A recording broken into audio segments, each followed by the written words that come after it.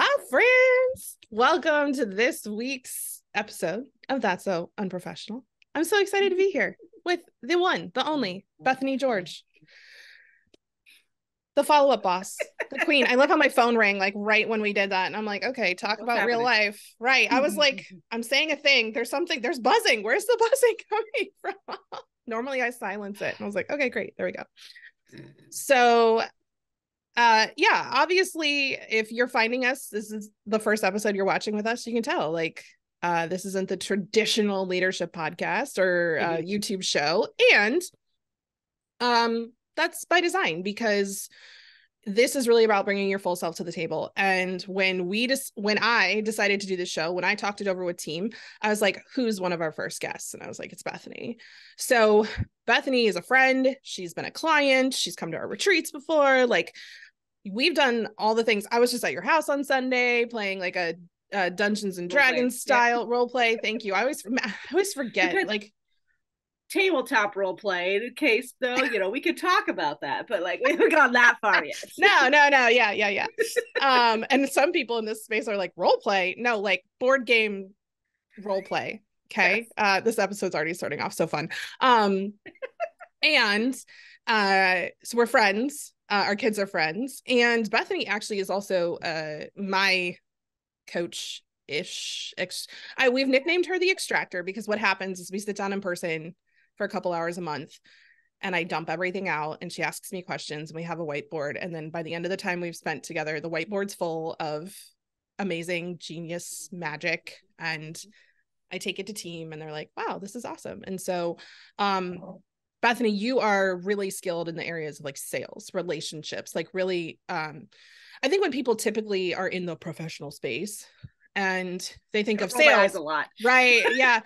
They think of sales and marketing and networking and like relationship building. There's a lot of connotation that go with those words, right? There's a lot of layers. There's a lot of assumptions, a lot of connotations.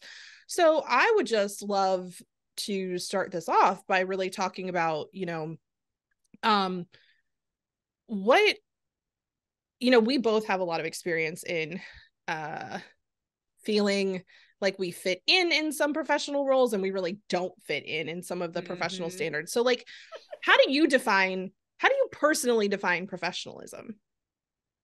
Can I give the quick, like the journey of how I got where I'm at? You can do whatever you want. So like, okay. This has been the idea of what professionalism has been a journey. I grew up working class, almost poor, young adulthood, definitely in poverty, struggling to get by, really had no kind of reputation or whatever you would call that. But I've always been an entrepreneur and just wanted to be in the entrepreneur space. And as my financial situation has improved over the years, I want to step more into this, like, I want to be professional and I want to be seen as somebody, an expert or whatever. But what the hell does that mean? That's where I was like, what's your definition? Because like, yeah. And so I think for me now, what professionalism means for me now has less to do with a physical appearance, which is usually the first thing we think. You have to physically look apart. I obviously have challenged that. And I like rarely ever wear makeup. I wear makeup when not when I have to in certain spaces. And I also love color. So like I wear makeup for color, right? I don't wear makeup for somebody else. So I have internal dialogue about that all the time. So professionalism really is about putting yourself in a position where, how do I want to put this? I think it's more about like that initial reaction with people. When you put yourself in a professional space, you're trying to put yourself in a place where others can see that you are respectable and whatever they term that is. And you give them space to be able to approach you as an expert. And then from there, you kind of uncover, because you have to anyways. Yeah. Does this person actually know what they're talking about? Because we've all met people who look professional, but are definitely not in their actions. Oh, buddy. Yeah, Oh, absolutely. and I know lots of people would probably call me unprofessional because of the way I show up. Um, and I'm always, and I ask myself questions when I'm like picking out clothing for conferences and stuff. What do I wear? How do I look professional but look me? Because I am not fitting in a box. I'm done with the box. Uh, so it is I don't know if I have a definition. Let's just put it that way. I I'm actually, constantly flexing it. yeah, I think that is a definition. What I'm hearing you say is that a professional is somebody who can establish their credibility and authority, right? And I think the criteria that you use to discern if somebody has credibility or authority in an area that you would like to um work with or connect further with, or hire or whatever, like, your criteria is different than other people's. You're not, and let's be really clear here, because sometimes I think that we do this fun thing where we pretend we're not humans, we pretend we're not animals, and we're like, Right. oh, I'm like this highly evolved person who can just look past appearances. Like, yes and no. No, you can't.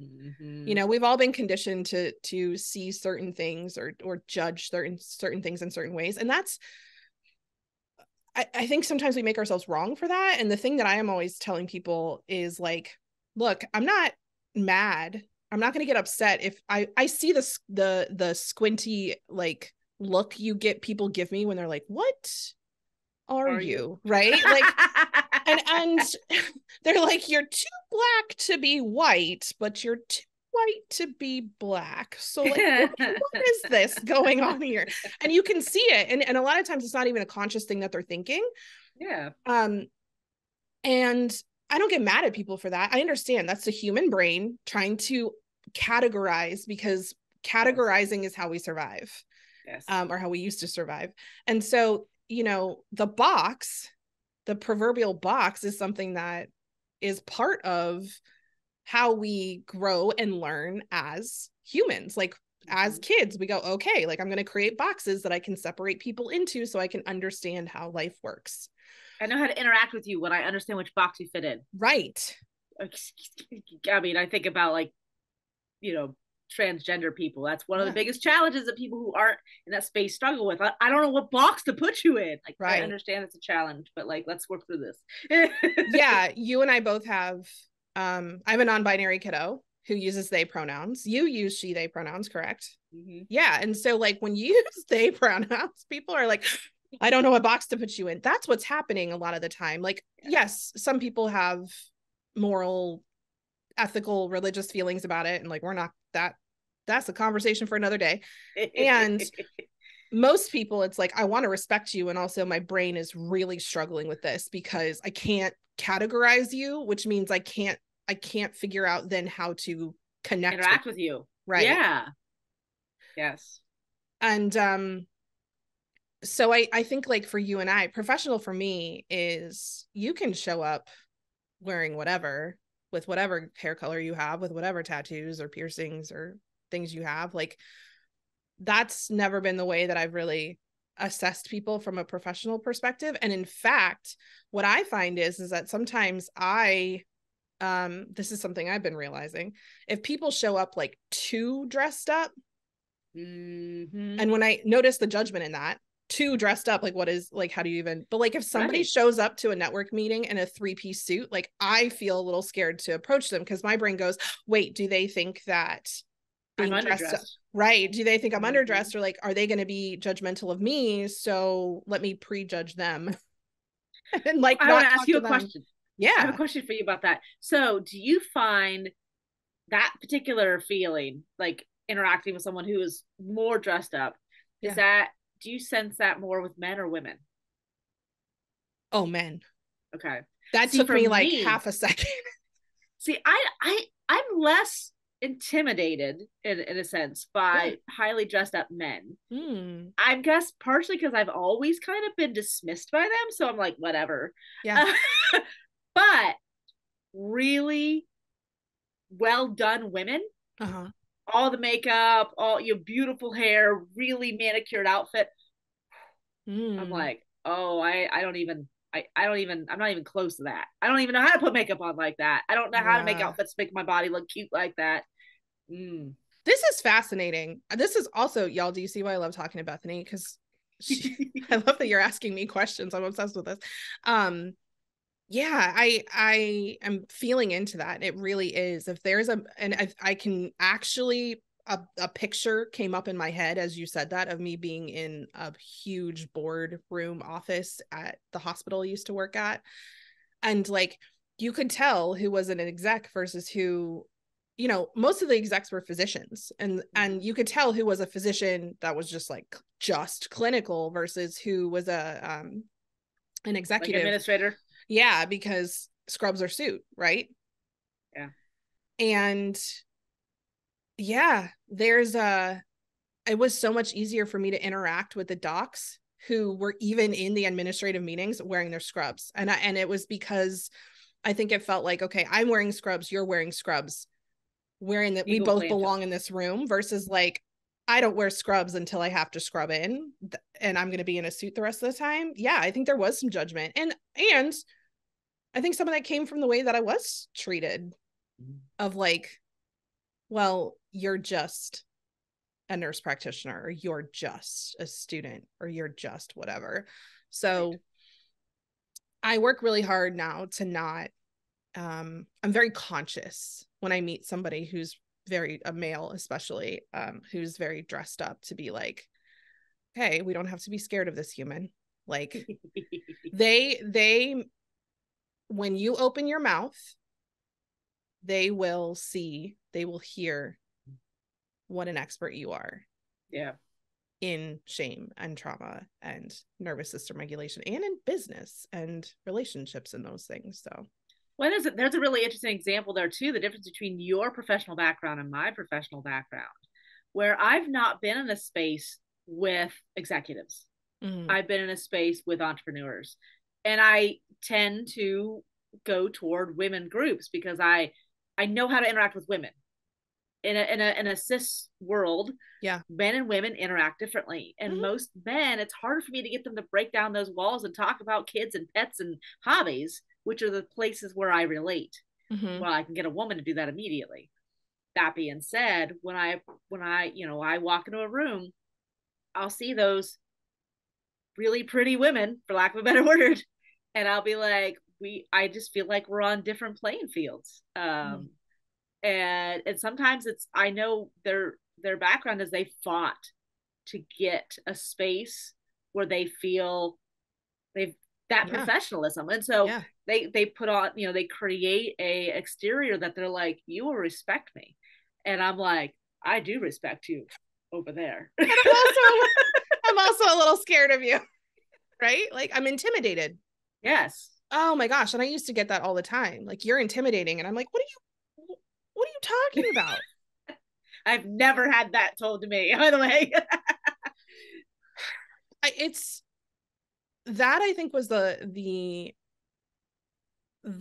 feedback I got when I was younger that just really crushed my heart, was like, you're intimidating. You're too passionate. Like, you're too opinionated about this. And I'm like, Ooh, the word "too" is a great one. Talk about unprofessional. yeah. See, I was the other way. So I've never been seen as intimidating. Uh-huh. I have definitely too weird, too out of the box, Yeah. too silly. That's a big one. Okay. Growing up, I was always too silly, too kiddish. Which is like, again, I struggle with sometimes, like with my purple, because when I walk into a highly professional space, and I don't have, tailored outfits, and I'm like, what, how do I look professional but still inspire this creative fun side? And the thing that I've learned is one of my superpowers is, if people let me talk, if they'll allow me in the sense of, like, if we have a conversation, it doesn't take me but a couple minutes, people trust me really fast. Yeah. Because I'm no shit. Like, I'm just like, tell me all the things, and I Yeah. listen honestly, and they can feel it, and so, like, I can get in really quickly, and that's scary for some people, Yeah. especially in the professional space. I can imagine. I mean, I have that experience with you, and of Being like, scared of me? No. no, not being scared of you, of like, I remember though with all of your purple being like, wow, she's really confident, like she's really sure of herself. And I think that there was a part of me that was like, how how how do you do that, right? And I feel like over the last couple of years, because we've known each other for several years now, over the last couple of years, I've gotten more to the point of figuring out my own confidence, which is why this show exists. It's why I'm here with like, I was joking before we started. I was like, oh shit, like I didn't put my eyebrows on.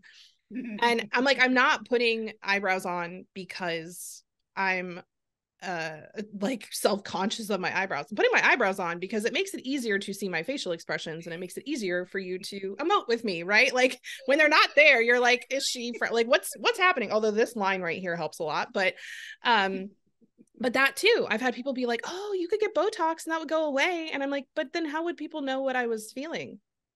Right. And which, no judgment to anyone who's done that, but like I love that line. That line tells me a lot of what's going on. If I feel that, sometimes my husband will come up to me and be like, babe, and I'm like, oh yeah.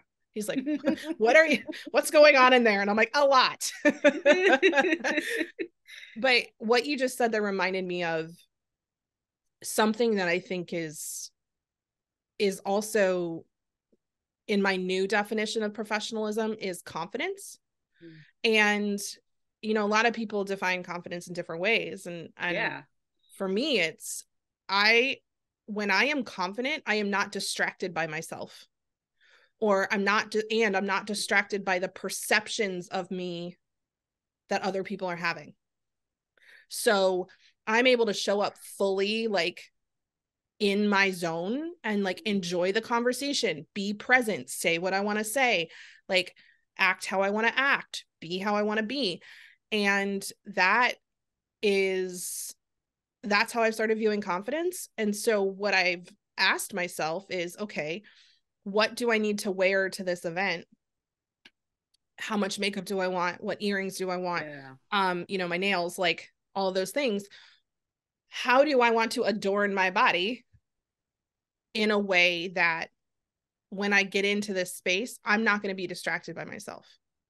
And I think that is so critical in this definition of confidence, because like you said, people who think about someone as professional, I think they do associate confidence. Mm-hmm. But people think of confidence kind of similar to the way they think of courage. Like you either have it or you don't, and it's external. No. Yeah. Confidence and courage both they come from an internal grounding that you get. You're like, for example, if I'm going to walk on stage, I've been, that I'm doing a bunch this year Yeah. around my speaking presence and such.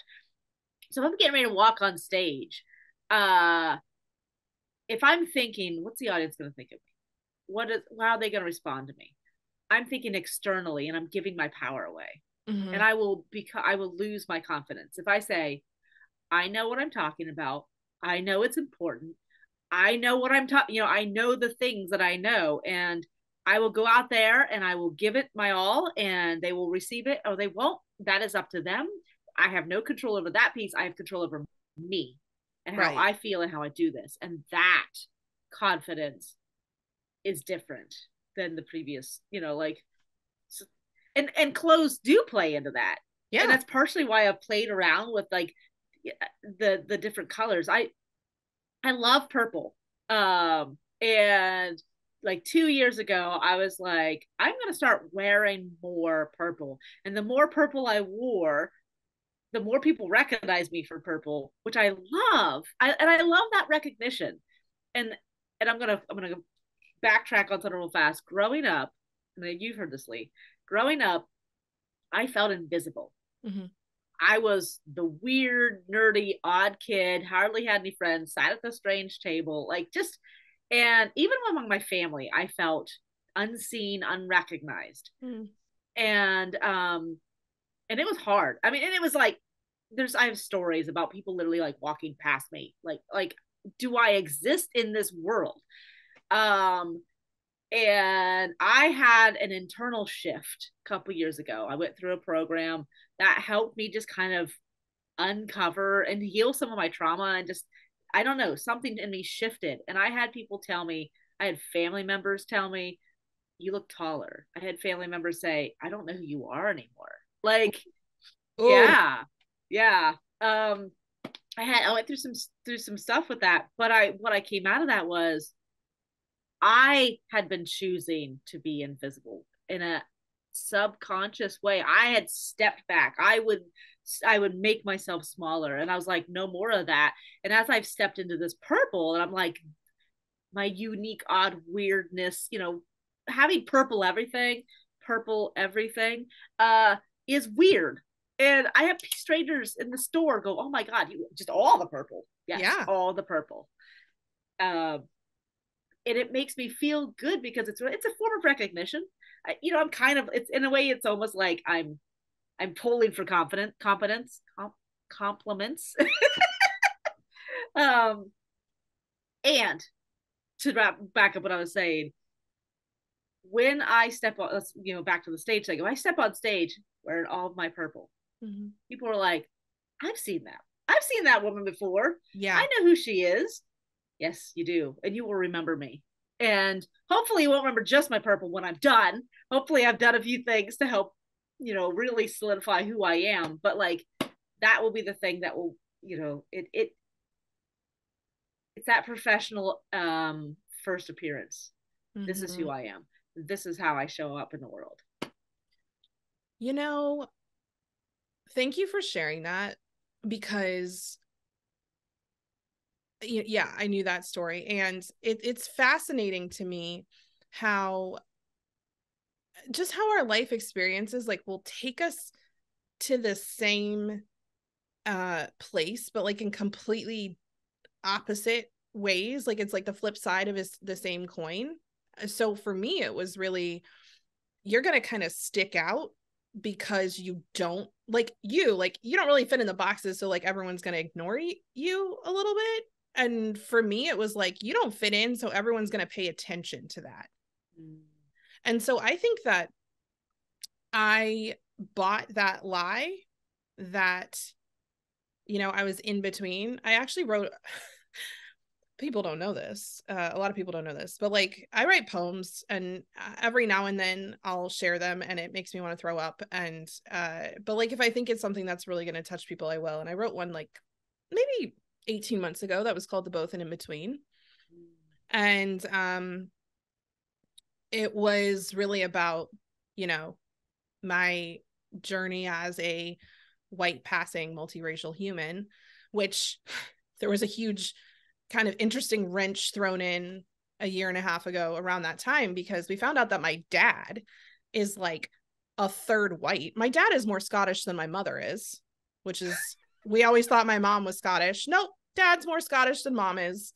And he's also Genes are so strange. Right. He also has some significant like indigenous heritage. And Ooh. so my I'm not going to get the greats right, but several great grandmothers, I think it's my grandfather's grandmother was Cherokee, and decided to identify as Black because it was a quote unquote safer choice at that point in time than it was to be Cherokee, because that was around the time of the Trail of Tears and like a lot of stuff happening. And so that was one of the things that one of my great uncles discovered as he was like doing genealogy. And so I'm looking at my dad going, wait a second, like this makes sense why I look the way that I look. And am I still Black? Like, do I identify with that indigenous part? Like there's no cultural heritage whatsoever. So like, do I even claim that? Do I say I'm multiracial? Like, what do I do?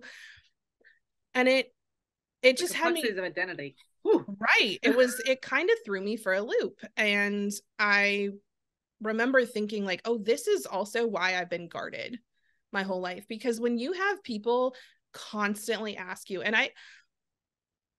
I can't tell you how many times I've been asked, not just like, hey, what's your racial, or like, what's your ethnicity or what's your race, but like, what are you? And I'm like, Mm-hmm. human? I Mm-hmm. don't, what are you like? I know what they're trying to ask. Human. Right. Like I'm human. right. I know what they're trying to ask. And I try to take a very It kind of falls trauma. into that. I didn't mean to interrupt you. I was just saying that No, kind of you're falls into like fine.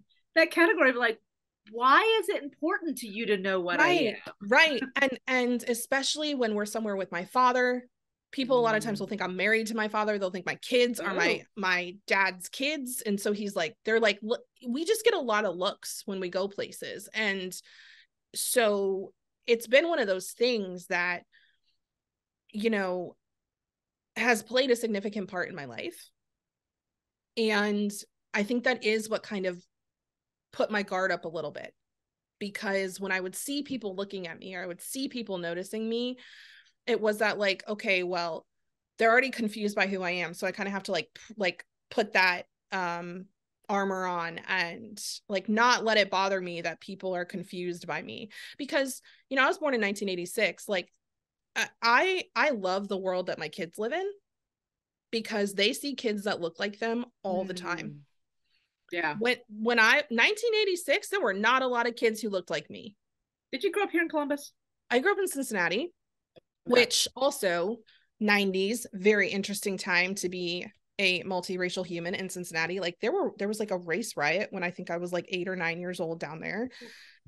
You know, the being in Columbus with the last election and like having a lot of racial tension in, you know, protesting around courthouse and like all those things. There's it's been one of those things that personally, like walking into rooms and having to remind myself like you belong here. Like you Mm. belong here, no matter if your hair's afro or straight or you know, you've got big earrings on or you've like highlighted your lips, which like, or you've done these things that like are traditionally more or culturally more black. Like you still belong in this room even though there's nobody that looks like you in this room. Mm-hmm. And also I think professionally, you know, being an entrepreneur in the online space, we literally have tens of millions of people like who've seen our social media. We have like a couple 100,000 followers now at this point. And we've had people get confused by when I'm doing a video and I'm tan in the summer and I've got my hair in an afro and curls versus like it's the middle of the winter, there's bad lighting and my hair's straight. We've had people not realize I'm the same person. That's crazy. So it's, I tell y'all, Bethany just brings this stuff out of you. My brain just went, you're talking a lot. And I was like, also, this is your show. I think you're allowed to do that. I think I heard that internal thought. You're like, Right. wait a minute. That internal thought right there. But like, that's where the confidence just popped out of like, oh, you've been Yeah. talking for 5 minutes. Okay. Yeah. This is your show. You're allowed to do that. So yeah, but there's been so much of it for me of like, when you have people make your ethnicity and your race and your the way you present Mm. such a big part of how they perceive you, it's hard to not internalize that. Yeah. Yeah. And so that's why I think I love your purple, because like it's, you're literally like, hey, I'm cool with you looking at me. And interestingly, I think I'm also doing the same thing in like my t-shirts and my blazers and my jeans and my like slip-on sneakers, going like, hey, I'm cool if you look at me. It doesn't matter if Right. my hair is straight or curly or whatever. Like, it's cool if you mistake me for someone else. It's cool if you get confused about my race. It's cool if you like decide you don't like, I know this seems like a weird thing to say, but we've had people be like, oh, you're black. No, I don't want to do that anymore. And I'm like, I love that you were so openly outward with your racial prejudice, because that makes it so easy for me to be like, bye. Right. Thank you for, being straightforward with it from the beginning. Right. And I think that's what your purple does too, is like, look, if this is too much for you, like you have, like, it's very easy for someone to be like, ooh, I don't think I would like that. And they can walk away. Yeah. Well, and everything that I do, I challenge norms. I have Yeah. always done that my whole life. For whatever reason, if I see a normal thing that I'm like, why do we do it that way? Let me turn it around. And it's why I have to be an entrepreneur, because I drive employers crazy because I ask Same. a gazillion questions. But like, yeah, if I walk up to a group of business people and strike up a conversation, um, and one of the group is like, I don't, I don't get this. Mhm. Cool, then you're not going to get me. So I'm glad that we cleared the air from the beginning. Yeah. uh, Yeah. So one of the other places we're connected is NIA, networking in action. Networking in action. Yep. Why do I always struggle with the N? I'm like, networking. What is it? I think I finally got it. Networking in action. And I remember one of the meetings, I was like being my boisterous, I like remember that. extroverted self. And I caught like, I had that internalized shame moment of like, you're being too much. You And I probably was like, yeah. And I was like, I'm a lot. It's cool. And then I was like, oh, did I say that? So I would say, like, recognize that I knew I was a lot. So it gave permission to other people to be like, oh, cool. If I don't like her, she knows that like this is. And I was like, oh, that's you. That is you protecting yourself. Like, I realized I was like, why did you feel the need to exclaim that you were a lot? Like, and that's a judgment. I was like, what if you're just enough? Like, what if you're just right? What if you're Goldilocks, chef's nice. kiss? I thought about that for like the entire car ride home after that meeting. I was like, why did I say that? And it was this professionalism. It was like, you're talking too much and you're being too loud, and that's not professional. I'm gonna brag on you real quick. And Oh, I sort of mentioned this when you're at my house the other day, and we had so many things going on. So I'm gonna talk about you like I'm talking to the audience for a second. okay, great, cool. I'm just Just gonna so you sit know, back, just hang yeah. out. Yeah, okay. So my interactions with Lee have been so amazing. And one thing I love that Lee does is when she's in a space where something maybe isn't sitting right or she's feeling a little uncomfortable, she's not afraid to say, I could use a little bit of validation in this moment. Mm-hmm. I could, is everyone, I don't remember the words you said, but we've been in meetings together and you've just been like, can I just get a like good girl in this moment kind of thing. And what I love when you do that, because you have taught me, and I recognize like I'm a very empathetic, I always have trouble with that word. Empath, Empathetic. Empathic. Yes, there's a couple different versions of that word. You feel the I feels. I feel the feel, and I feel other people's feels very Yeah. easily. I'm Okay. very Empathic. sensitive. Yeah. Yeah, I'm very sensitive to that. So I'm really good at responding to other people, but I don't always know what's going on in someone's head. Mm-hmm. All I can do is like listen to tone, watch body language, or whatever. But I've been around you enough, and you've verbalized enough that I've come to be able to recognize when I'm like, I wonder if Lee's like feel a little something in this moment. Mm-hmm. And it's allowed me to be able to recognize when's a good time to reach out and be like, hey, do you need something in this moment or whatever. Yeah. And I love like there's a way that you are able to be vulnerable in meetings with your team and with people that I'm assuming you trust. I'm not sure how far that extends, but that vulnerability, it creates a level of communication that is missing from so many professional spaces. Yeah. I we're agree. afraid we're afraid to be vulnerable in professional spaces, to say like, I feel uncomfortable in this moment. Yeah. Or something was said that I didn't quite understand. Like, what if we did more of that? Holy cow. Like, You know, um, bragging, humility. If you followed me in places before, you know that this is like this is like an ancestral, generational, uh, wound, trauma thing around humility. And I've had to really redefine humility for myself. Humility is, I own what I'm good at and I own what I'm not good at. And I don't pretend to know what I don't know. And I don't pretend I don't know what I know. And which is way harder. then I was like, that's so simple, right? Like I own what I know, and I own what I don't know, and I own what I'm good at, and I own what I'm not good at. Like that's great on paper. It's super short Right. and sweet. Like in life, that's so messy. And you know, I've talked about this before other places. Both sides of my family grew up very poor. You know, my mom's side of the family, farmers in Missouri, rural Missouri.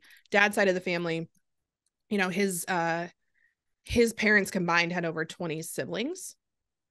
And Wow. so yeah, and they were both like towards the top of um the birth order. And so like, you know, my dad's mom's family escaped from the South. You know, her father was a foreman who mouthed off, like kind of got too big for his britches to, or excuse me, not a foreman, a worker, got too big for his britches. And the foreman was like, if you're not out of town by the morning, like you will be lynched, basically. Whew. And At least he gave him a chance to go. right, like, yeah. So they, you know, literally like packed up everything, all the kids up to Columbus, believe it or not. Uh, and so that was on that side. My grandfather's side, again, like a lot of poverty. And so my grandparents went to college. They were like the first two people in their families to go to college. And you know, there's so many family stories of when you get too big for your britches, when people notice you, that is when harm comes to you. Yeah. And so, you know, my dad's dad was a lieutenant colonel in the Navy. They lived all over the world on bases, and they were the only Black family. And so, you know, there's like a lot of pressure, a lot of strict regulation, both from a safety perspective, because we're talking late 1960s. Okay. Like we're not, Yeah. you know, we're talking 10 years, like within 10 years of Civil Rights Act type things. Right. So Yeah, we forget how that wasn't that long ago, especially right, generationally. Not that right, long ago. not that long ago. So when I say all that to say, the humility wound of like, if you are noticed, that is bad, that is dangerous, is still like runs deep. And so there's been a lot of times me putting myself out there. And I think that also goes with the not just the race piece, but like you're getting noticed everywhere you go. And then also if you're exceptional at things or you're good at things. And so And I then, have oh my gosh, what if you mess up and do something wrong and everybody sees it? that part doesn't even scare me. Really? No, that part does not scare me nearly as much as people seeing me succeed. Wow. And I know, like, when I've done, this is kind of woo woo, but right there, I don't know why I qualified that. I still qualify that. I know why. Because it's not professional. In the healthcare space, you can't, if it's not completely backed by science and research, it's not right. It's not, you know, you can't make the choice. There's no research on this. It works. I do it in my practices. When I've like really dove into my own trauma and like I ask my body, is this mine? It's like, no, this has been bred in, you know, Passed down. Oh passed yes. down. Oh yes. And so it really feels like I'm healing an ancestral line by doing this work and showing up this way, because I'm showing that whole past line, all my elders, like, hey, not only can we be noticed, we can tell people how we're feeling. We can tell people what's going on inside of us. We can tell people we're proud of ourselves. We can brag. We can be like, hey, can you celebrate this with me for a second? As a woman, even bragging. Holy cow. Like, right. Like there's so many layers to this. And so I say all that to say, you know, we had a team retreat here in November. You were here with us for a little bit, and I flew everyone from our team in, and we had this phenomenal experience. And everyone, when they were leaving, they were like, I've never felt this like vulnerable and visible and held and supported and like loved in this space. in a workspace ever. Like, you've ruined it for me, because now I can't. And I hear that from people. They're like, you have ruined other spaces for me. That's Because they're like, I go there and it's not like this. And I'm like, man, if we could, like, I can't just sit down and be like, oh, y'all, can I bring Lee in, please? Right. And we need Lee in here. There's a part of me right now that's like contracting around saying that. But that's what it is. It's a level of vulnerability and transparency that I realized is the key to not passing this on further. Yeah. And also, I know so many other families are like me, and so many other people have that type of trauma where it's like, if you're noticed, you're hurt. Yeah. Oh, we're like chit-chatting over here on the side too, and you just wrote something. Okay, so let's unpack this. Yeah, so Bethany made a note. Made me a little note. We have surprise, we have notes on the side.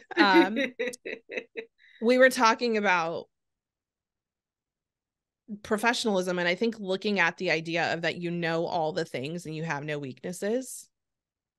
Yeah, you're supposed to you're always right. You always have the answers. I mean, I remember being in customer service and being like, a customer asked you a question, and if I didn't know the answer, I became so flustered because I felt like it was my job to have the answer. No, my job is to find the answer. Chills, goosebumps. And as a coach consultant, I have mixed feelings about the phrase coach anymore because in the spaces that I operate in my business, in my professional space, I get imposter syndrome around this idea of like, what if I'm working with somebody and I don't know how they need to do the thing they're doing? Well, I don't have the answers. That's not the point. I have the perspective and I have the ability to help them because none of us have the answers. Reality, none of us have all of the answers, but collectively, and that's a big piece about community. Like, we live in this, we operate. I go on all these tangents, so you got to stick with me. Do not. I am gonna get mad at you if you apologize for your tangents. By the way, if you haven't noticed, I aggressively love people. I'm like, don't you dare talk about yourself like that. Don't you dare. I love it.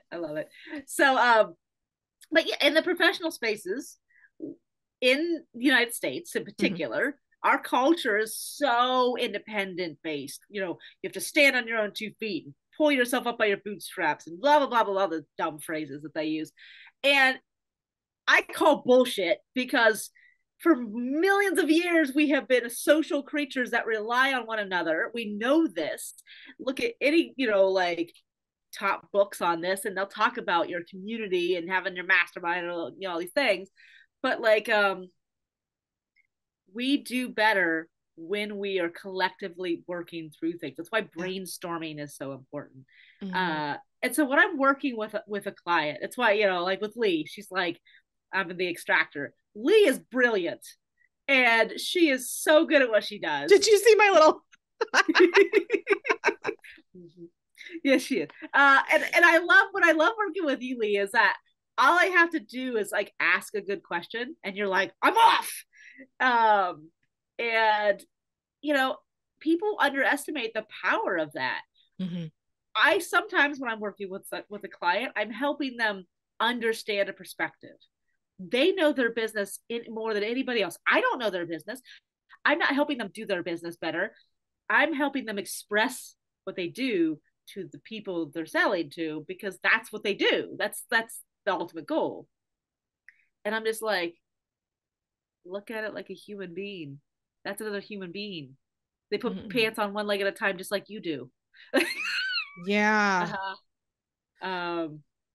So, but and part of that is go back to the weakness and such as, if me, whoever we're talking to asks us a question we don't know the answer to, or we fuck up. People ask me all the time, like, one of my top questions around follow-up is, what do I do if I forgot? You fucking apologize. Yeah. You go, oh shit, I'm sorry. Okay, now what? We move on. And the space you create when you do that, there's so much power in that. Can I share with you? First of all, yes, I'm like, my brain wants to go in 7 directions. The squirrels are squirreling. And I got chills as you were saying that, because can I share with you something I have been leaning into that is having really interesting results?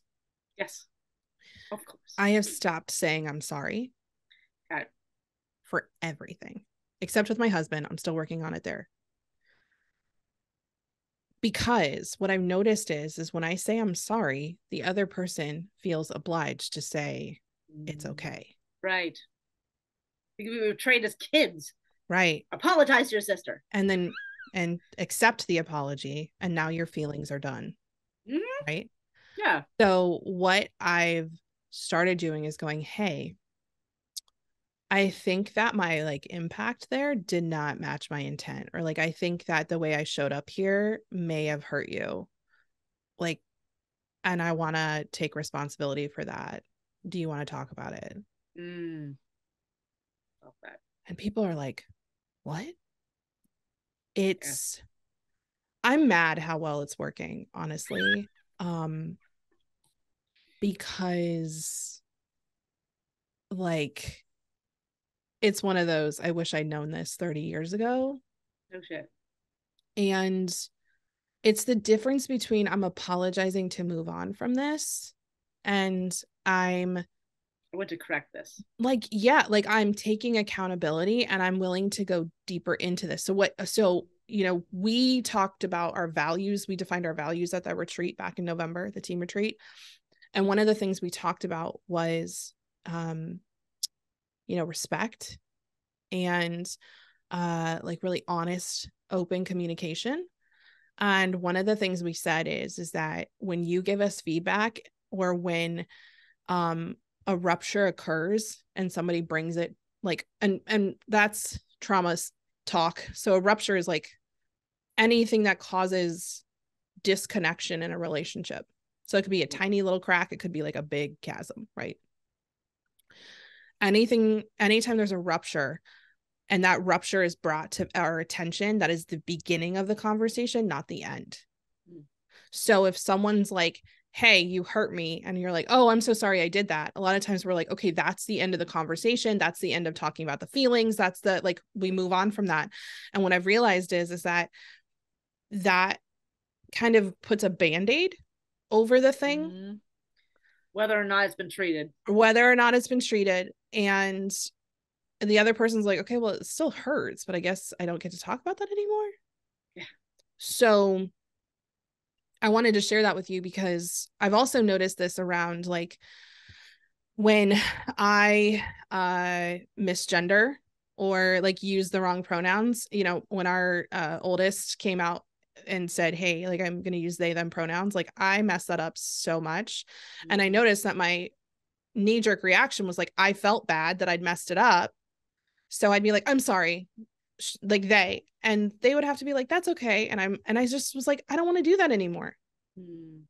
Because they're having to constantly tell me it's cool that you can't get this right.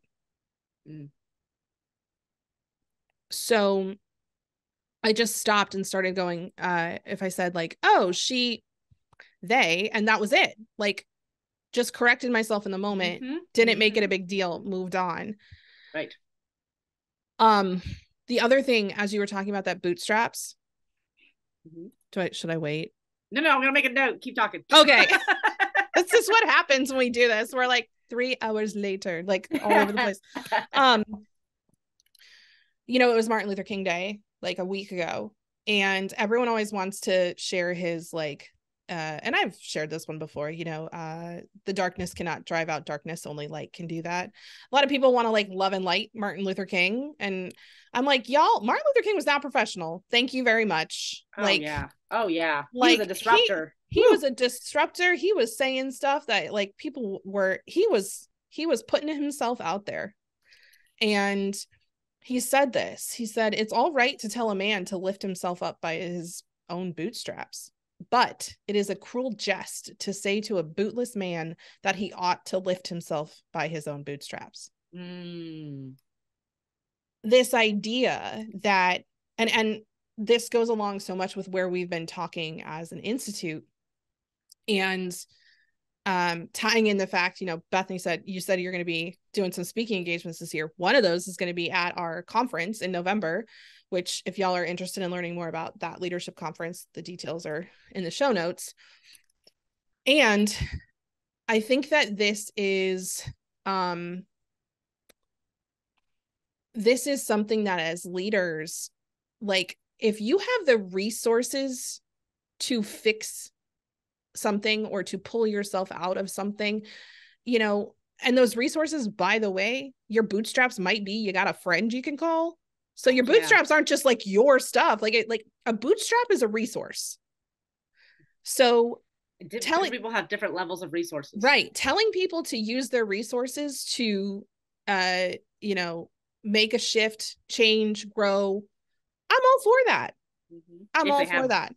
Yes. And if somebody is not resourced or they've never been shown like, hey, this thing that you think is a weakness is actually a resource. You being like, hey, use your resources. And they're either like, I have none, or like, nobody ever taught me how to use these. Like, that's such a cruel thing to say to somebody. So I know some people are like, we shouldn't say that at all. Like, pull yourself up by your own bootstraps. That's physically impossible. And it's like, I think the phrase is old anyways. The phrase is old anyway. And so us now, we're like, what? But and I loved looking at it this way of like, it's okay to tell someone to use their resources to better themselves. Well, even ask, do you have the resources? Do you know how to use those resources? Right. Coming at it as a question, like, hey, before I tell you to use those things, it's like telling, I mean, you have more kids. We got a lot of kids between the two of us. There's like, are they in the double digits? No, you have 5 and I have 3. Yeah. So, we've got a almost team, team. You could play a baseball game with down a player with 8. Yeah, you could. I always forget which teams have how many people. Right. I'm not a sports person. My kids have played baseball with 8 players. It doesn't go well, but you can do it.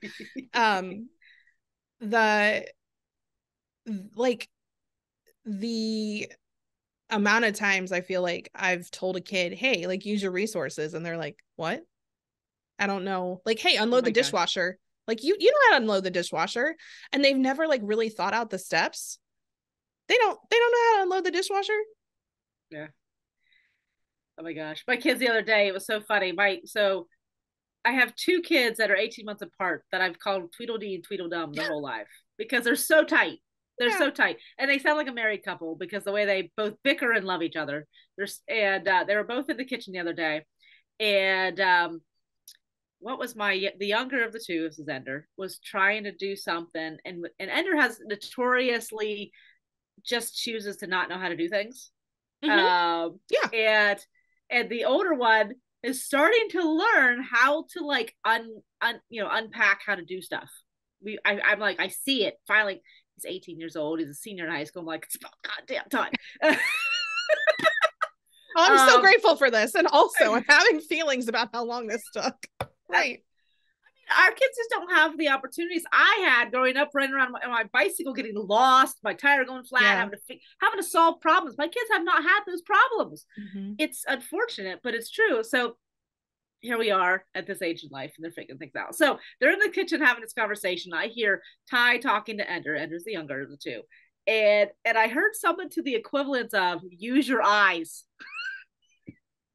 which is my phrase. I'm like, use your eyes, go look. So anyways, but I'm glad you're bringing this up, because how many times as leaders, parents are leaders, so we're talking about that. There's this hilarious TikTok where the woman's trying to hand her child, like she's holding on to the sides of a hot pot. Like a hot pot. She's holding on to the handles, and she goes to hand it to her kid, and her kid keeps just like putting his hands out, and she goes, it's hot on the bottom. It's hot. And then she tries again. She goes, it's hot on the bottom. And he's like, and she's joking about gentle parenting. But what I see in that is use your resources, use your resources, use your resources. And the kid's like, okay, my resources are my hands. Let me put my hands. And how often do we do that with our employees? Oh my How often do gosh. we do that with our clients? How often do we, like, Yes. we're talking to people on social media and we're like, look, you just do A, B, and C. And then you're like, why Google aren't it. they, why aren't they buying the thing? Yeah, Google it. Like, that can be so, that can be Call that so, action. right. It's so invalidating Yes. because it's like, I'm not stupid. I just don't understand how to The use variety. I don't understand the resources you're asking me to use. Like, I need you to say it in a different way. And Yes. that's a huge wound of mine. I've had people explain things to me, and that's also one of the reasons I developed the vulnerability and transparency with team, where I'm like, look, you just put a lot of work into explaining that, and I have no idea what you said. So, like, Yeah. can we start over? I've had to do that with my husband. My husband is so smart, and he'll be like explaining something, and I'm like, I okay, I don't get it. I don't get it. I Yeah. need, like, we either need to grab a whiteboard and you draw it out, Mm. or I need you to go slow down. Yes. Yes. And he does that. He kind of gives me the, like, it's hot on the bottom, and I'm like, I know it's hot on the bottom. I don't know where to grab Right. the Okay. pot. Don't touch the bottom, but where am I supposed to touch? And What am I supposed to do? how often do we do that as leaders? Mm. My husband TLC and I have had a big conversation about this lately. He, a lot of times when he communicates with me, he tells me what not, like, what he doesn't want to have happen, or what he doesn't want me to do. And that works for some people because they're like, okay, well, if those are the only things that I'm not supposed to do, I can do it any other way. My brain literally freezes. I'm like, no, this is how I realized I'm way more of a blueprint human than I acknowledged before, someone who, like, needs the steps laid out, because I was like, look, if you tell me what to do and when to do it by and what the outcome is you want, I can come up with a blueprint. If you're like, I don't want this, I'm like, that could be anything else. And I just freeze. Well, and similarly, communication. Good Lord, we do not talk enough about communication at all in a society. We just assume that we know how to communicate, which we don't. Yeah. And I think it's interesting, having grown up as a female, I was trained to not talk directly to people. I was corrected as a child for being too direct. And so as an adult, I constantly have to recognize when I am super unclear. And a great example of this is to my children when I'm like, I've got 3 children in the kitchen. I'm standing in the middle of the room and I'm like, wouldn't it be great if somebody would put the dishes in the dishwasher? Nobody's going to put the dishes in the dishwasher. Yeah. It's like when we don't tell someone to call 911 when there's an emergency. There's a reason they teach you to point to someone and say, you call 911. Because if you're like, somebody call 911, everyone's like, okay, well, they didn't say my name. Somebody's got it. Yeah. It's that bystander effect of like, well, someone else is going to handle this because nobody, like, tapped me to do it. Right. And it can feel so very almost aggressive to, when I lead the networking group as a female leader, and again, I'm still unpacking being a female in the space. I have to be direct. I have to say, okay, now I want you to do this thing, or I need you to turn to the person beside you and do this thing, or whatever, or people are talking and I need to interrupt them. Hey, it's time to get back together again. Yeah. That feels so hard. Yeah. Agreed.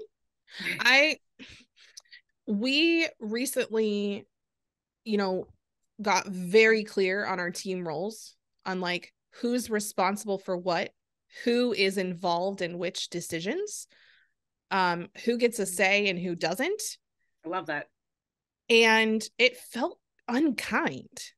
Ooh. And when I noticed that, like, even that language, I'm like, it didn't feel, I perceived it, because it's a judgment, not a feeling, right? Yeah, I've been working on this, not labeling judgments as feelings, because I felt uncertainty. Learning and I felt around these things. Yeah, I felt anxiety inside of me, because I was like, well, what if so-and-so wants to be a part of this and then they're not, and then they feel hurt or they feel whatever. And I had to remind myself, like, you are not responsible for other people's feelings. So if we get 3 months in and they're upset that they're not part of decisions. Like, it's their job. It's my job as a leader when we have those evaluation meetings to say, what isn't working for you? What, like, it's my job to ask that question. It's their job to answer it. It's my job to create the space for them to be able to answer the question. It's their job to answer the question. So I've had to, like, it's almost Inception style, like that meta level of, okay, well, yeah, we've created these rules and responsibilities. And also, as the CEO, my responsibility is to make sure that I'm creating a space in which people can actually share what is working and not working for them, and not feel like, they might feel scared to do it. I'm not going to sit here and be like, you can't feel scared. And I want them to decide that it is safe enough for them to speak up. And so that, is why we put psychological safety in our name, because I do feel like it's so important. And I've had to really step into the level of leadership of, like, not only do you need to create psychological safety in the role, you need to create psychological safety to have conversations around the roles. Yeah. And the wild part about this is that communication has gotten so clear. And everyone is like, okay, like, this is how we're doing the thing. And it's made it so easy to, there's not the, okay, we need to put a post out, right? All right, well, like, who's writing it? Who's doing this? Who's doing that? It's like, no, we've already got that figured out. Nice. And again, as a woman leader, like, as a female leader, that felt hard. And I love when my husband's like, okay, you do this, you do this, you do this. Everyone in the right roles, go team, break. Like, I'll see you back when we're all done. It feels so good to be led in that way by somebody that cares about you and is making sure you're in the right role, and making sure you trust, you have the resources you need. Yeah. So that's also been another thing I've learned from a leadership perspective is, instead of saying, do you have questions? Or do you need resources? Do you need help? I say, what help do you need? What questions do you have? What support can I give you?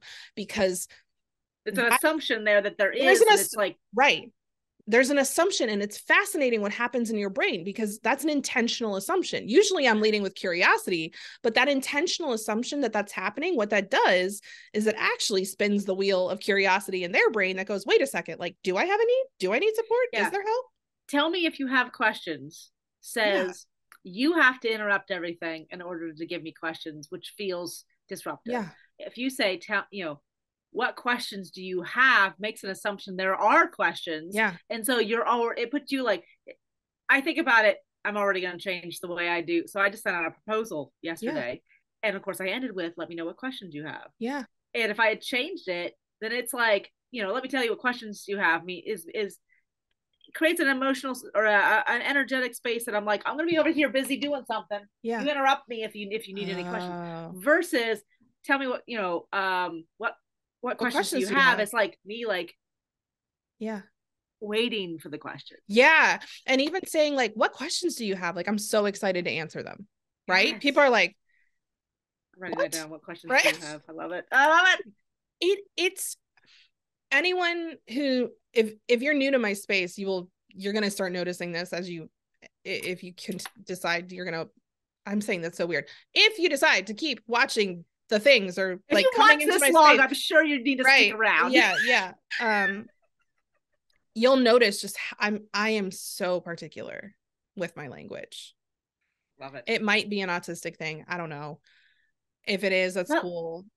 Language is so there was a movie, I forget what it was called. It was based on a really famous book that we had to read when we were kids, where like the society only saw black and white, but this one kid started to see like colors. The Giver? Yes. Yeah. So the movie, what was really fascinating was there was a phrase that the parents use a lot: be precise with your language. And I remember like it hit me like poof, like I was like, oh, the imprecision that we have in language on a regular basis. And then like someone says something that lands wrong for somebody else, and that person gets upset for good reason, because it didn't have the intention, and they say something and the person who spoke was like what's wrong with you? That wasn't what I like. What are you creating in that space? But if you are precise with your language, or at least working to be so, because we're not perfect, you create space for people to be like, I didn't understand that. And they're like, cool, let's see what we can do to clarify it. What, let me give you some resources. And that is we talk a lot in our paid programs around container setting. We teach people how to set containers, and container setting is just like, simply put, it's at the beginning of an interaction with somebody, we're going to define what that interaction looks like, and we're going to set the boundaries and the expectations and the standards. And so I have really leaned into, how do I do that as simply and clearly as possible? And so sometimes it feels like, I was about to say the word overkill, and then I'm like, maybe we're not going to use that word anymore. It feels like, right, just noticing things like that. It feels excessive, or I judge it as excessive, until I have people afterwards be like, I love that you remind us, because we need that as humans. Right. And I try to do it. I'm not perfect at it. I would say I do it about 80% of the time, but I even do it with my kids. I do it when I go places with people now. I'm like, okay, like, so this is what we're doing. Expectations, right? Yeah. Like, hey, I know we're meeting for coffee to just like chat about this. And is there anything that like you definitely want to make sure that we chat about? Do you have a specific time you need to leave? Like, should we set a timer so that alarm goes off so we can just like be present with one another? Is there anything you don't want to talk about? I try to allow people to drop in, and it's been fascinating, especially I'm friends with a lot of people like you who are also, I've paid them, they've paid me, we're friends, our kids are like, there's a lot of different roles. And I think this is why people feel so hesitant. Talk about professionalism, right? I can be your boss, or I can be your friend. I can't be both. And you can't cross those lines if you don't know how to communicate. But if you know how to communicate, if you have been given the tools to set expectations, to set boundaries, to be like, right now I have this is, right now we're in a friend space. Yeah. And if there's a boss client, whatever, like we need to discuss, and it's like in the back of your mind, let's air that out first so we can enjoy each other as friends. Right. But like, I mean, that's the thing. It's like, we need that communication. And I hear that a lot too. This idea of like, you keep professional and personal conversations separate. And I'm a blurred line person. Like, my life is like this, you get to know me, like Lee, like if I get to know you, you're going to see my kids, you're going to know about my family. And I do that with purpose, because I am not afraid of the world outside. And no judgment, right? Like, no, but I everybody get it. has, I mean, I know a lot of people who keep very strict boundaries, and sometimes even like barriers between, they're like, no, I can't be friends with clients, or I can't be friends with, my colleagues or my boss or my employees. And I understand that. I think that we get to do what we decide is safest for us, in order to, especially around our work, especially if that's the way you bring in money. Like, that's a huge resource. If you being friends with your employees has led to issues in the past, it makes total sense to me that you'd be like, hey, I'm gonna like separate those two things out and not allow those us to cross those lines. I'm not saying that's wrong. What I'm saying is that you get to be really intentional about it. And I think that more people would be able to hold multiple roles and have different types of relationships with others if they had more skill and more experience and more resources around container setting.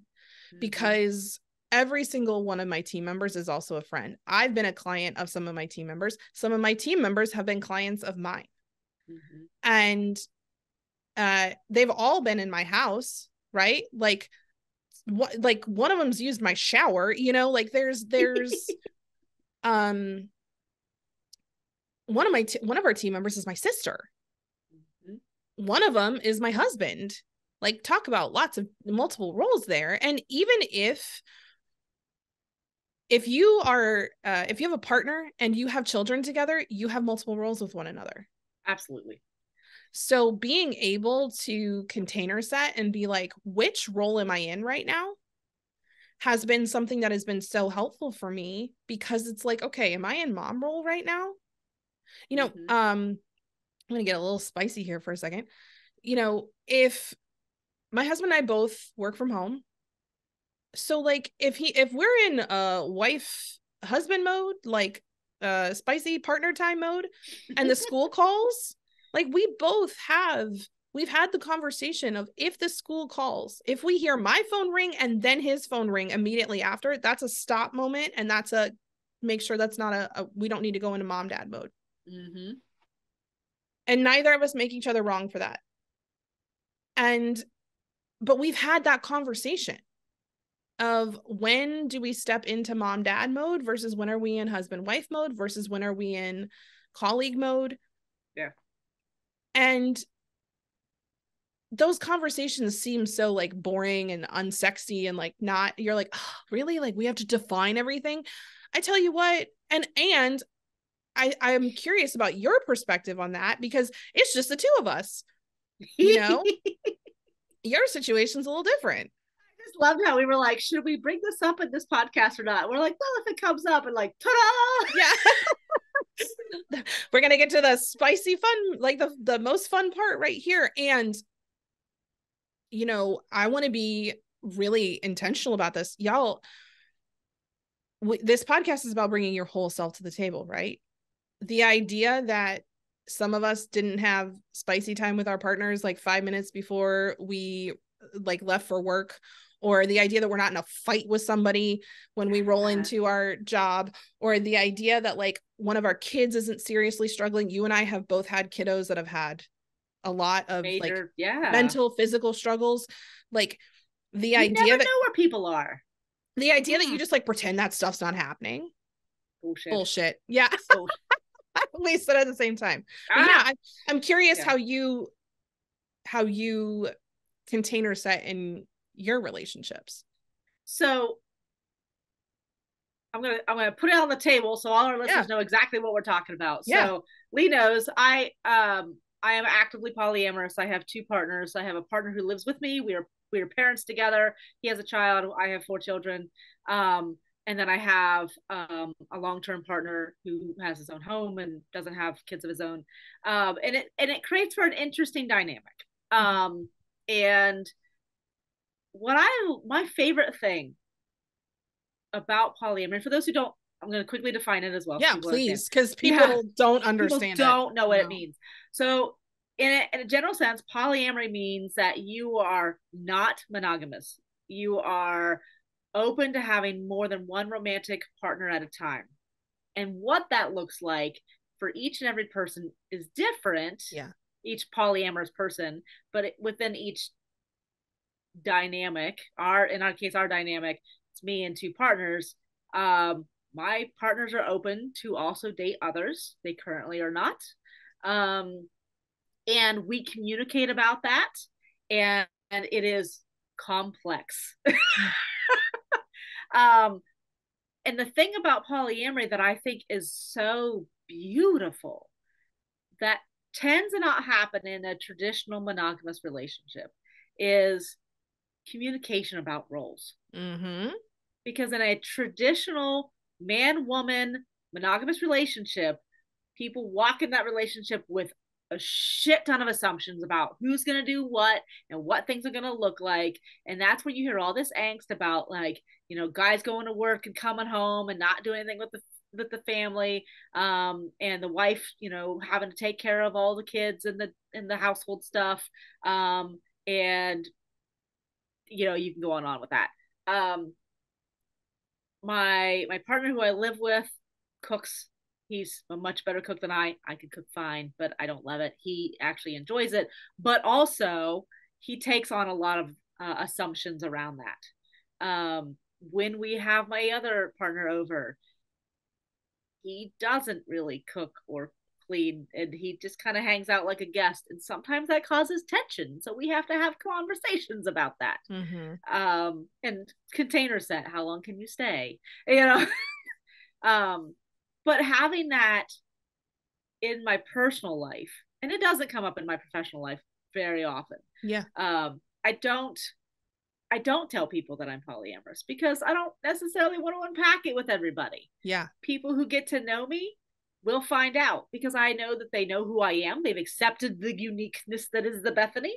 And when I say, oh, well, by the way, I have two partners, they go, okay, what's that look like? And they come out with me curiosity. Yeah. I have never received judgment. The first few times I started telling people that, I was terrified. But yeah, it's so it doesn't come up very often, but it's fun because it's really taught me how to ask, is this the role you want? Yeah. I'm not going to assume that you want this role just because you fit the box. Yeah. You know, it's the other part that I think is so beautiful around learning how to bring your full self to the table is that I think some people make the assumption that when you bring your full self to the table, that you have to show everybody every piece and part of you at the table. That's not true. What it means is that I'm not cutting off pieces and parts of myself and pretending they don't exist just to sit at this table with you. Like, they're here with me, and I get to determine when it is safe for me to be vulnerable and show you specific parts. Right. Like, please. Well, yeah. No, I haven't. I think about that. So like, this is where I get visuals in my head. I'm not a graphic designer. Sometimes I wish I was. I think about, like, if you see yourself walking up to, say, a board table. Yeah. And you sit down. Behind you is your partner's family. Yeah. Trauma. You know, all the things. And how loud they are behind you in the moment depends on how pressing the issues are. Yeah. You talked about how, you know, we both had kids go through, you know, mental health stuff. You know, when my son was going through active cancer treatment, was in and out of the hospital, there were days where I was like, I am happy to walk away from that for a minute and do this. And so I will be present here because I have taken that hat off for a minute because I need that moment. Yeah. And some people are like, how are you here right now?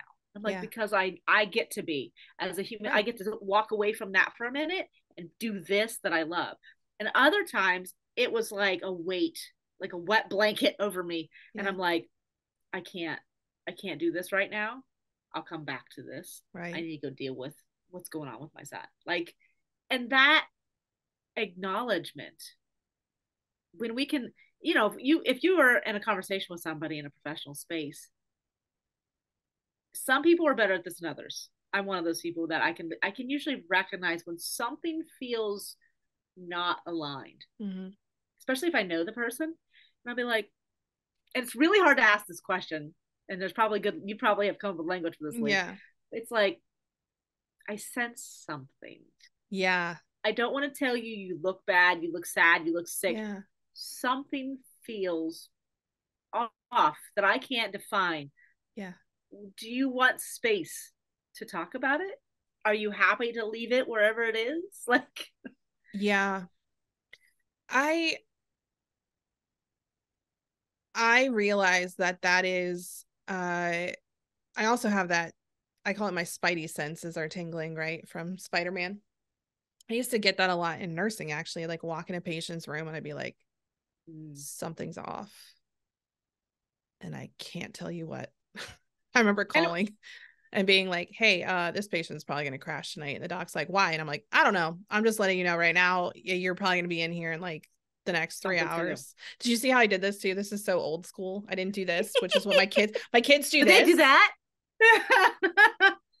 I do this. I only know this. Yeah, ask your kids, be like, hey, pretend you're on the phone. Mine went, I'm like, I can only go do that now. All right. Gosh. Well, we dismiss, like you talked about, like, you know, in the medical spaces, you don't talk about woo. And it's like millions of years, people, millions of years, we have been interacting with one another. We can read so much more from the other human being than we know how to quantify. Well, and that's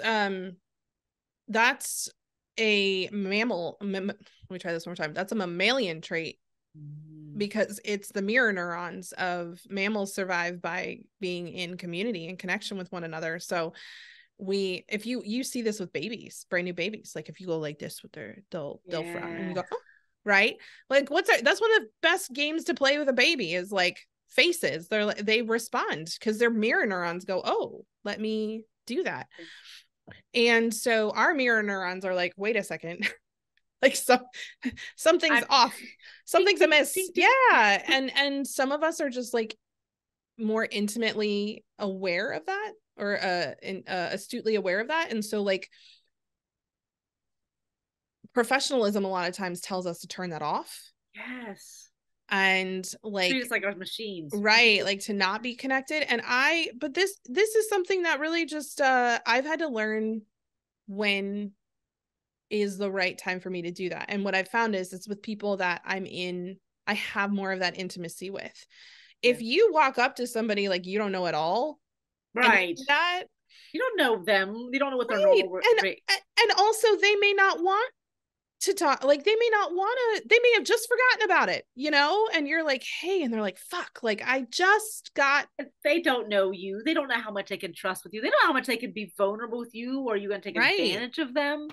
Or, you know, there's been times where it's like things have been really hard in my life and I'm like, okay, I like used the drive to like get into a certain headspace, and someone's like, are you good? I'm like, god damn it, like I forced myself here. Right. Like, and honestly, I appreciate it when people do that because it's people who care about me, you know? And that is right. Yeah. Yeah. But I've done this before. I've come on to team meetings and been like, hey, you all are so empathetic. You can probably tell. Yes, I was crying. Yes, I'm good. No, I don't want to talk about it. I'm so excited to be here with you. Let's do the thing.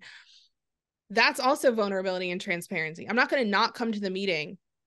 I'm also not going to come to the meeting and pretend I wasn't crying when everyone else knows I was crying. And I'm not going to like ignore the elephant in the room. And I'm not going to make it their responsibility. Like I'm good. And this is something I think my team has learned and my clients have learned about me. If I'm not good, I'm going to let you know that I'm not going to show up. Because I can't show up fully. And my clients and my team and my people deserve me fully engaged and present with them. And so if I can't be 90%, 85, 90%, I'm not showing up. And we will reschedule. And that's been such a hard thing for me to do. What I found though is that giving myself that 85%, again, it's that check-in of like, where am I at? Okay, I've got a meeting in half an hour and I'm only 70%. Can I get myself to 85 in order to be able to show up? Yeah. Okay, let's do it. If not, okay, cool. Like, let's send a message. Let's see if we can bump it. Let's see if we can reschedule. Let's see if we can talk on Slack instead of getting on a whole Zoom call. Like, and that felt so unprofessional. Yes. I can't tell you how many times I have done that with a client and they go, oh, thank goodness. I really didn't want to meet today. Or I really like wanted to reschedule it, but I felt, and they're like, and I've had people say this, it's just like, oh, they're like, thank you for modeling that. Thank you for modeling that when we're really not good. Like we're not regulated. Yeah. We're allowed to like prioritize our own regulation. And I'm like, who would I be as the head of a trauma institute if I was like, show up dysregulated, fuck your feelings, right? But it's that, yeah. Well, I mean, that actually defines another piece, I think, that sometimes falls under professionalism, is being able to pull yourself up out of that muck and just do the thing, just do the work you got to do, which kind of goes back to like this hustle culture. Yeah. Of you're a machine, your job is to show up every day, do the thing, regardless of what's going on in your personal life. And we're recognizing culture wide, we can't do that. Yeah. And when we prioritize those emotional, mental, physical needs and get ourselves in a good space, we show up exponentially more present, more available, just able to accomplish so much more. I wish, I don't think corporate America as a system gets that. Mm-mm. I think that it is actually one of the most harmful things that we've done is, you and I have used a little bit of that language here, which I want to notice is like the idea that your personal and your professional life are separate. Mm-hmm. I'm in my bedroom right now, y'all.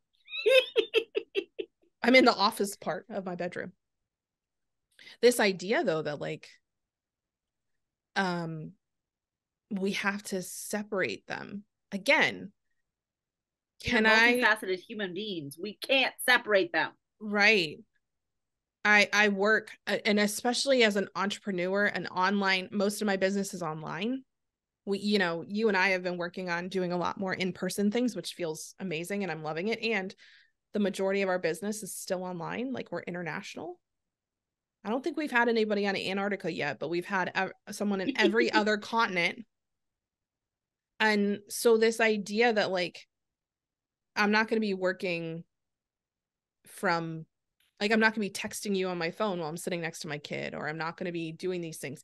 And I've practiced the intentionality around, hey, are you supposed to be like, did you decide you wanted to be in this role and you're sneaking back into this one? So that's been it for me, is my word of 2024, which I haven't really talked about, but it's clean. And I think for a lot of people, they're like, what does that mean?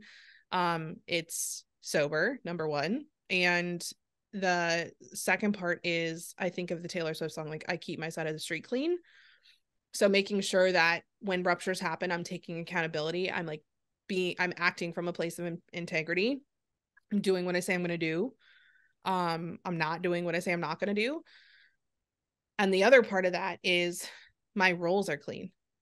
Like, when I show up in a place, it is so clear why I'm there and like what my purpose is when I'm there. And so I've been really practicing this with my children, practicing this with my husband, and practicing this with, like, just, okay, when I get in bed and I'm reading and I'm like taking care of myself, like my phone's plugged in on the other side of the room. When I'm sitting there watching a show with my kid, if she wants to play Sims and do the things, like, then yeah, I might be on TikTok or doing the things. But like, if she wants presence to like snuggle time, that phone's away. And really going like, how do I just be so clear around what I'm doing in every moment? Yeah, like just clear not on arbitrary, what I'm doing. No, like separation. And I think that's where, as an entrepreneur, like you talk about, like in the corporate spaces, there's professional life and there's personal life. While as an entrepreneurs, we're notorious for like blending everything. And it is important that we create definitions. And it doesn't mean that they don't live in the same world. They do. They all exist in you. Like when, as a female, when I present myself, when I tell somebody who I am, when someone says, tell me about Bethany, I oftentimes ask, like, are you asking about my expertise? Or you asking about my kids? Like, and I've heard all kinds of judgments around what you say first when someone asks you that question as a mom. Because I don't say I'm a mom of 5 kids first, because that is a role that I play. But those humans in my life aren't my identity. Yeah. They are people I enjoy doing things with, and are a piece of me, and they're intricately a part of my world. But like when I'm talking to somebody at a networking event, they may or may not come up. And if it does come up, it has more to do with like they're also parents, so they understand the complexities. Yeah. But so there is definition, but there's also a mix. I my youngest comes, he's here for 1 week and gone for a week. And I've recently recognized that he desperately wants to spend time with me playing games. Mm-hmm. And I have been terrible about making time for that. I have been like, after work, then I'm going to eat dinner. And then by the time the end of the night comes, I'm tired. I just want to snuggle on the couch with my partner and watch some TV. And then my son doesn't get to play games with me. So I actually yesterday made a decision. I said, when I pick you up after school, I'm done with work for the day. So the weeks that you're with me, when I'm able to, sometimes there'll be some blur and there'll be some things, but when I'm able to, when I can pick you up, I'm done for the day. You and I will spend some time playing not video games, tabletop games. Then, while I still have energy, so that I can have my evenings to unwind, and you will have gotten time with me. That's boundaries. Yeah, it's clear. Yeah, it's clear. This is when we are going to be autonomous, and this is when we're going to be spend time together. And the entire time we're connected. This is one of the things I've recognized, is that I used to look at boundaries of like, this is when we're connected and this is when we're not. And that felt so unsafe. I perceived that as so unsafe because it was like, well, I don't want to be disconnected. Think about it. A lot of times when we're done talking to somebody, we're like, well, I guess I'll leave you alone. Like, that's disconnection, right? We've stopped saying that phrase in our family. We say, okay, I'm going to give you some space, right? Nice. Or take some space. And that's been helpful because I'm like, oh, now I can look at this as, no, we're still connected. There's more distance between us within the connection. Love that. It's also been helpful around when there's somebody that I really love that being like intimately present with them is causing some harm or some pain, to be like, okay, I'm still going to be connected with this person. I'm just going to distance myself, or I'm going to, in our trauma-informed psychologically safe program, which you've been through, our 9-month foundational program, we talk about boundaries, and we talk about like seeing yourself as a plot of land, and everyone's got their own plot of land. And so the way I just think about it now is like, I'm not going to keep this person next to me and then put up a barbed wire fence that's electrified. Right? Like, so like they can't connect with me. I'm going to like disconnect my phone line. Like, there's no way for them to get a hold of me. I'm not going to do that. What I'm going to do is I'm going to move my plot of land further away. And so there is advanced notice of when there is a preparation time for when I'm going to be in connection with this person.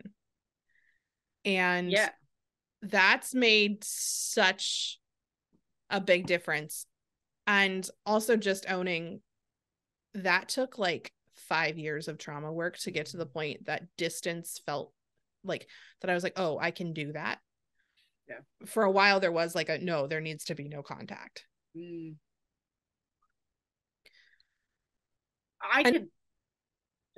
No, you. I want to tag onto that, but I'm going to flip it around. I don't know if you're done. Please flip it. I think about going kind of back to something I said earlier, where I said we live in a very independent society. Yeah. I think right now people are really understanding what it means to create space from people that they might feel aren't good people in their lives. Let's put it that way. Yeah. Which is so important. And I have done that. Unfortunately, I've made space between me and family members. And that's hard. And there's a lot of judgment in that. The flip side of that is if there are people in your world that you enjoy, you have to be intentional about pulling yourselves closer Yeah. together. Yeah. You can't wait for them to walk across your fence line to say hello. We don't live in that world anymore where we have unintentional interactions with people. Mm-hmm. We just don't. We don't, generally speaking, we're not going to a worship center together. We're not going to the barber together. We Yeah. rarely run into the people at the store because, Oh yeah. like Leah and I live in the same city, but I don't think we've ever bumped into each other. No. And there's so few third spaces, like the place between work and home anymore, that you can Yes. go to hang out. And so you're right. So you have to invite people to those third spaces with you. Yeah. I've been My parents are two humans that I've been really working through this with. Like, we've had so much healing and so much like just forgiveness and like clarity work over the last couple of years, and I just see them in such a different light and like appreciate them so much. And after a while of like being really confused and judgmental over how they showed up towards me, because again, there was just still this like little kid part of me that was like, it's your job to take care of me, which I do think it's parents' jobs to take care of kids. Like, I'm not saying that. And the dynamic changes as adults, it right? does. I was like, look, I'm still their child, and I want them to see me as their little child so much that I'm forgetting that I'm now an adult. Mm. And so like stepping into that adult role really required some forgiveness work and some like, hey, you did hurt me in this way and I do need this validated. Like, in order to have a relationship with you, I do need some validation over how I felt when I was younger. And like, that's a necessary thing for me. That's psychological safety. I'm not saying that I need you to tell me I was right and how I responded to it. I was 17 and I was like kind of dumb. Like what I need though is for you to hear how I felt. What I need is to have acknowledgement of how I perceived it. And once we got to that point, it shifted so much. And actually last night I was my sister had sent me, or my husband had sent me, one of them. It's interesting. We're in this like triangle TikTok thing with my sister, my husband, and I, where we all accidentally send each other the same things. But it was one of the characters from It's Always Sunny in Philadelphia. I can't remember his name. And he was telling a joke about he's like, y'all, we're mean to our moms. And he was like, I'll prove it to you right now. Like, pull your phone out and pretend your mom just called you. And how many of you are like, fuck, right? And I've had a conversation with you. I've had a conversation with a couple of my friends who've like unexpectedly lost their moms, or who lost their moms at younger ages. And like when the anniversaries come around, like they're sharing about their grief. And I'm like, I am over here just like not in being intentional about pulling up to my mom's plot of land and being like, hi, how you doing? What's going on? And like being grateful for all of the times that she tries to connect. And that was something fascinating for me when I watched that. Like, there was some guilt there. And then I was like, and so this morning when I woke up, I texted my mom and I was like, hi, I was just thinking of you. Like, how are you? Thanks for sending that. And I was like, oh, that felt really good. Like, I can initiate the conversation just to say hi to her. Like, we don't have to have something to talk about. And it's a prime example of what you were just saying, of like, we take those relationships for granted. And a lot of times in professionalism, we do that too. Like, there's somebody that we're working with that we're like, man, they're actually really cool. I'm like, I would love to get to know them more. But maybe not. Yeah. Or even, there's that, like, I have met this person professionally. Do I want to pull them into my personal life? Yeah. Which is a huge challenge for us. Or even in the sense of like, just only interacting with people in a professional manner, in a transactional way, is what it ends up being. Yeah. And so like the only time you interact with people is when you need or want something from them in your professional space. you treat them like a transaction, and they sense that. And I know that the vast majority of people don't intend that, but that's all we've been taught to do.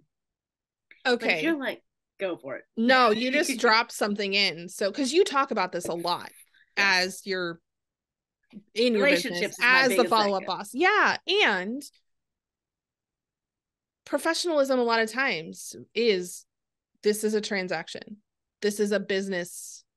Business transaction. I'm reading this like super spicy romance novel. Like it's like one of the enemies turned lover ones. Y'all, my reading is like, people would look at that and be like, there's no way the same person is reading these two books. But the book, it's so fascinating because like that's what's happening. She gets to this point in the thing where she goes, we need to decide, is this business or is this more? And she doesn't say, is this business or is this personal? She says, is this business or is this more?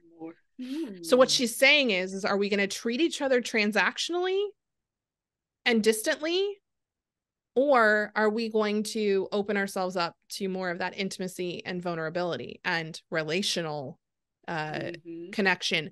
And that I think that is why so many people struggle with sales, is because especially selling to friends or selling on social media where your friends might see it, because, and this is such a great tie-in to everything we've been talking about.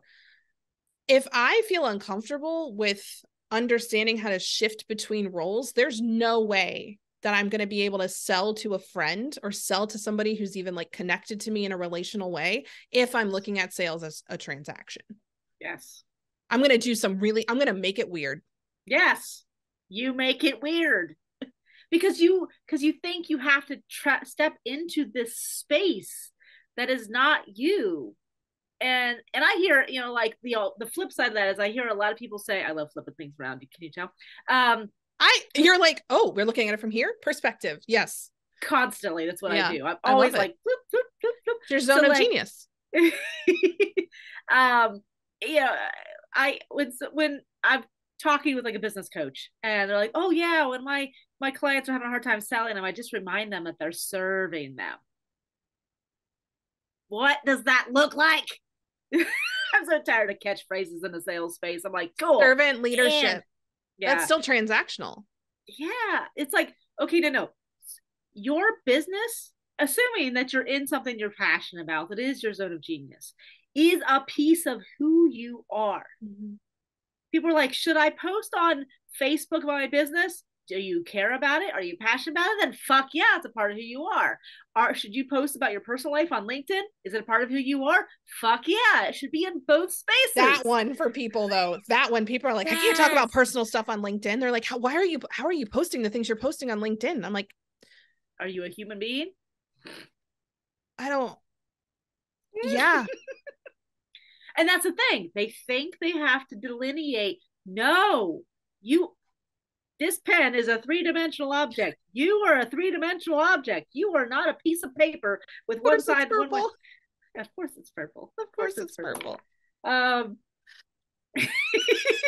So like, and that's the thing is selling is weird when you try to be like, okay, I have to step into selling mode.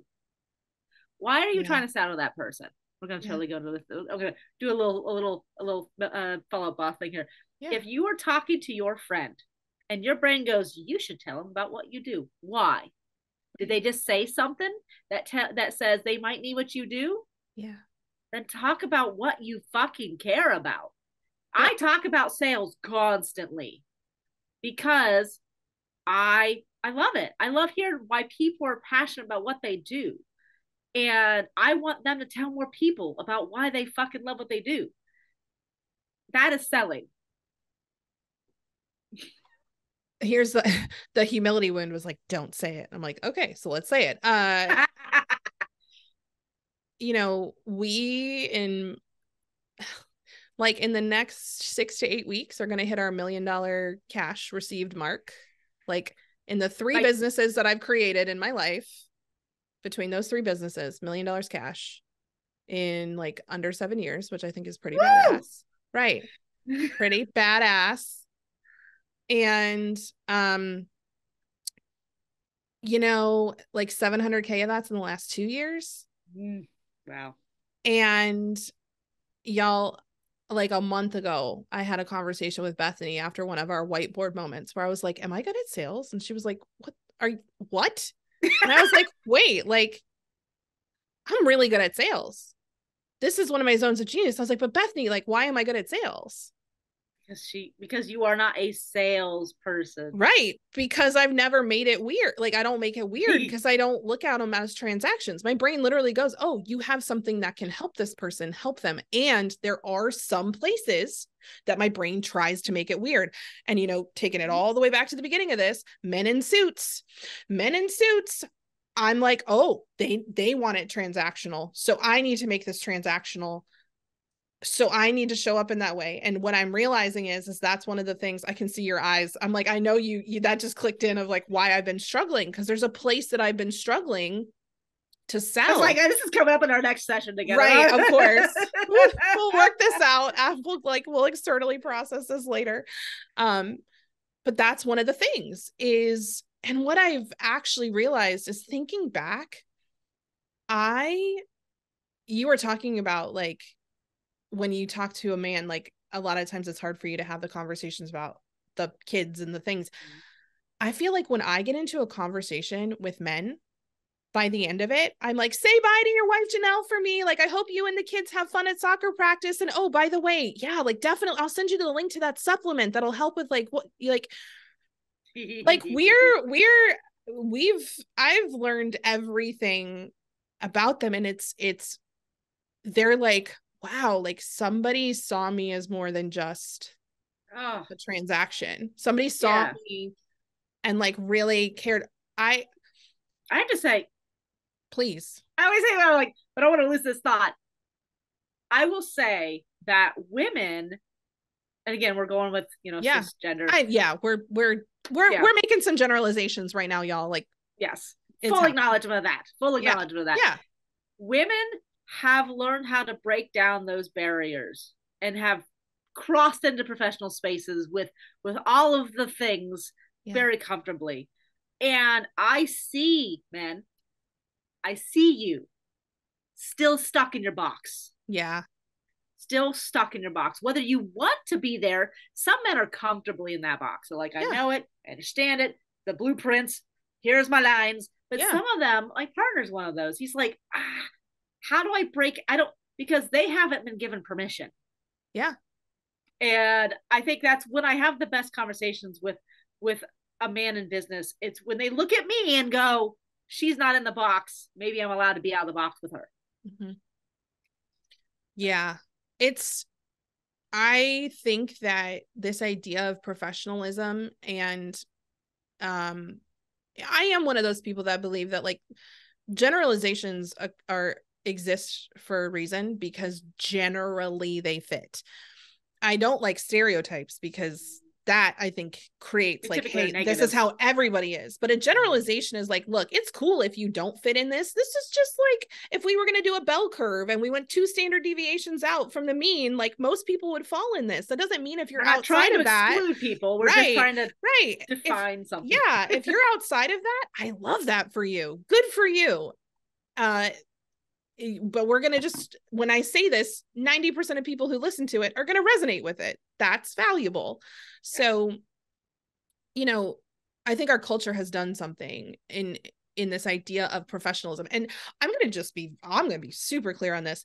It's ableist, it's sexist, it's like misogynist, it's racist. Like there is so much,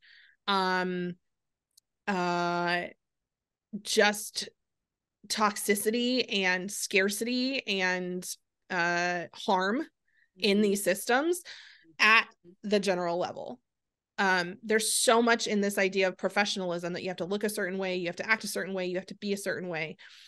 And so when I talk about the generalities of what it means to be professional, I think that that's really problematic. I think looking at actual human behavior that's like across identities and finding the commonalities, that's helpful. And so a lot of the men, just it doesn't matter what their race is, it doesn't matter what their sexual orientation is, doesn't matter any of that. So many of them, because of this system up here, have been like, oh, I'm not allowed to feel my feelings. I have to have what Terrence Real is a famous psychotherapist says, like, I have to have, my esteem is based in performance. My self-esteem is based on performance. So it's not about who I am as a person. It's about what I do. And so this idea that like, I'm going to come to a networking meeting and you're going to want to hear about my kids and you're going to want to hear about my hobbies. You're going to want to hear about all this. And it's not like I need to prove to you how awesome I am. Oh, that's weird. Right. It's not transactional. It's not about what I can do for you.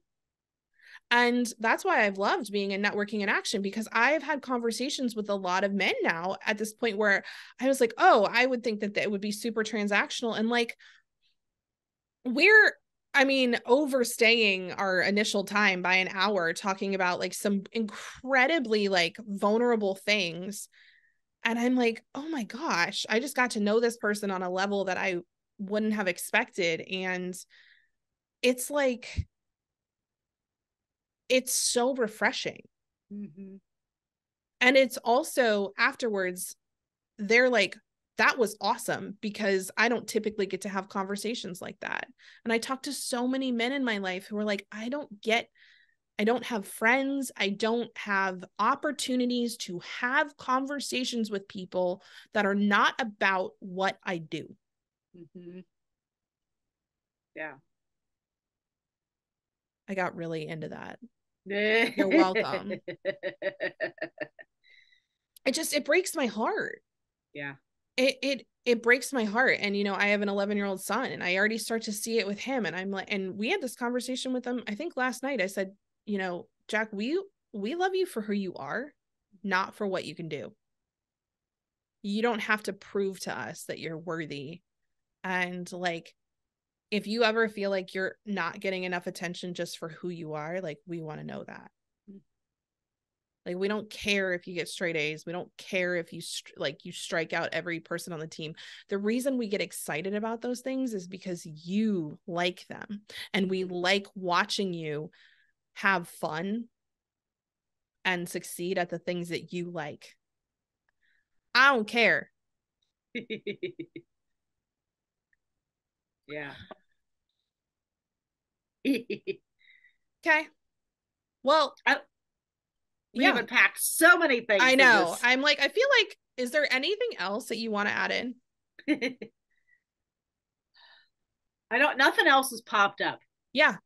I'm sure we can unravel. I feel like we got there and I was like, that feels like a good, like, okay, wrap up moment. So, where can people find you, Bethany? Besides our Create conference in November, which, y'all, if you're like, ooh, it would feel really good to be in a room where leaders talk about this stuff and I can figure out how to be more of a leader like this, then you should join us in November here in Columbus, Ohio. So, a leader empowered to be all that you are and help those that you lead be all that they are. Yeah. And not all that they are, like, success wise, but like, again, that full self, like, yeah.